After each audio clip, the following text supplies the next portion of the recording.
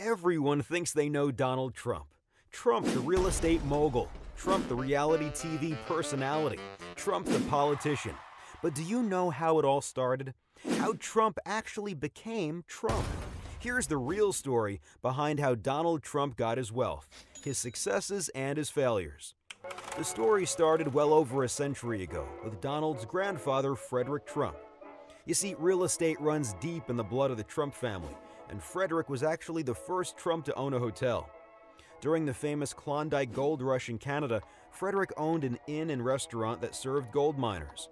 When he passed away, he left an estate worth just under $500,000 in today's dollars to his heirs.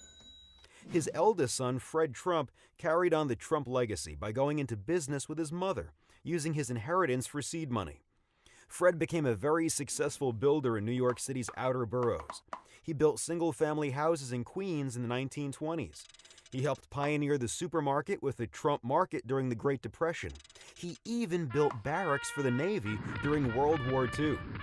But Fred's real cash cow came in 1949, when he got a government loan to build Shore Haven Apartments in Brooklyn. The Federal Housing Administration paid him $10.3 million, but he was able to build the apartments for significantly less. The government kept overpaying for houses in Brooklyn and Queens, and Fred kept building them. Fred Trump was allegedly worth between $250 and $300 million by the time of his death in 1999. According to Donald, his father was one of the biggest landlords in New York's outer boroughs. Born in Queens, Donald Trump would join his father's company early on in his career. Donald had a different vision for the Trump name. He envisioned the Trump brand as being synonymous with luxury worldwide. Using his dad's business connections and creditworthiness, Donald went into real estate in Manhattan in the mid-1970s. He borrowed a small sum of $1 million to get started. One of Trump's first moves was also one of his biggest wins. In 1976, Donald Trump and Hyatt partnered to buy the rundown Commodore Hotel near Grand Central Station.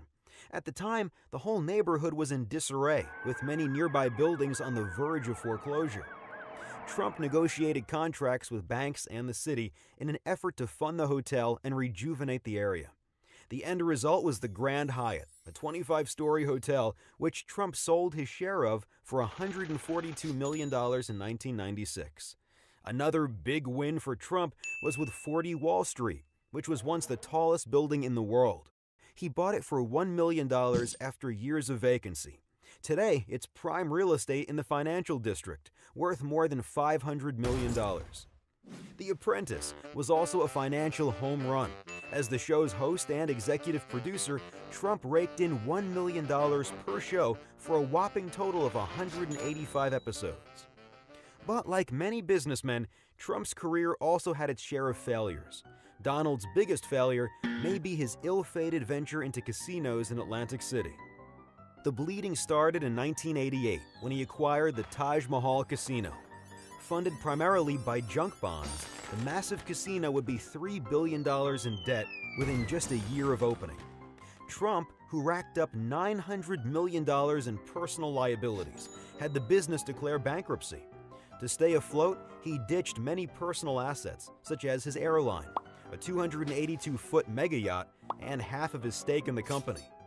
Things were dire, and Trump's dad chipped in with a $3.5 million loan in the form of casino chips to help make a debt payment. Trump's casino holding company would enter bankruptcy 2 additional times, once in 2004 after accruing $1.8 billion in debt, and again in 2009 after missing a bond payment during the financial crisis. Each time, Trump's stake in the company fell. While 3 of Trump's 4 bankruptcies involved Atlantic City casinos, he has also struggled in other ventures outside of real estate. Trump Airlines, Trump Vodka, Trump the Game, Trump Magazine, Trump Steaks, and Trump University were all destined for failure. Trump Mortgages was launched in 2006, right before the real estate crash, and it also imploded. According to Trump's campaign, he is worth in excess of $10 billion. However, he has been accused of artificially inflating his net worth. Forbes and Bloomberg News both have drastically different estimates of his wealth. Using the middle-of-the-road figure from Forbes, here is how Trump's wealth breaks down. About 7% of Trump's net worth is in cash and liquid assets, such as investments. 8% is in golf courses, and 4% is in his toys, such as his helicopters, penthouse, or Boeing 757. The majority, however, is in real estate, with Manhattan properties alone making up about half of his total portfolio's value. Now that you know the real story behind Donald Trump's wealth, his successes and failures, and the help he got along the way, it's time to see how he actually did as an investor.